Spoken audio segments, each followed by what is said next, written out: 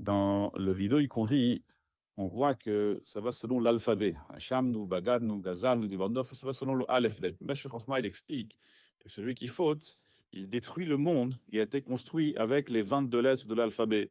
Donc, ça, le Zohar Kadosh l'écrit, tous les Midrashim, Chazan, les enseignent que le monde a été créé avec 22 lettres. C'est celui qui faute, Rav Shalom. Alors, il détruit le monde de 22 lettres, donc on doit le réparer avec les 22 lettres. Mais, avant cela, avant de commencer le vidéo, on dit Eloken v'loka voteinu, chatanu lefanecha. Comme ça, on dit dans le Elokeinu avant de commencer le vidéo. Donc d'abord, on commence par dire on a fauté.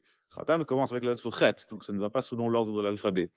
C'est écrit dans le Meshech Chochma que quand on dit le mot chatanu, on enlève tous les mekatregim, c'est-à-dire tous les mauvais anges qui plaident dans notre défaveur, on les a retirés. Et là, on peut commencer le vidéo. Ça, c'est la signification du vidéo de chatanu avant de commencer la suite du vidéo. Rabbi Yimelech d'Oligensk nous dit que lorsqu'on fait vidouille, c'est une question que beaucoup de gens posent, que quand on fait le vidouille chez les Ashkenazim, par exemple, il y a une petite chansonnette comme ça qu'on dit, aïe, aïe, aïe, aïe, aïe, aïe, un petit chant. Et même chez les Sfaradim, on dit, aussi, c'est un chant, c'est un moment joyeux, on est en train d'avouer nos fautes et on le dit en chantant, ça peut paraître comme une insolence de notre part. Mais il dit Rabbi Yimelech d'Oligensk que lorsqu'on fait vidouille, il ne faut pas le faire en pleurs, il faut le faire avec joie, avec fierté. Pourquoi? Parce que le verset nous dit on a une telle proximité avec Akadosh Baruch Hu.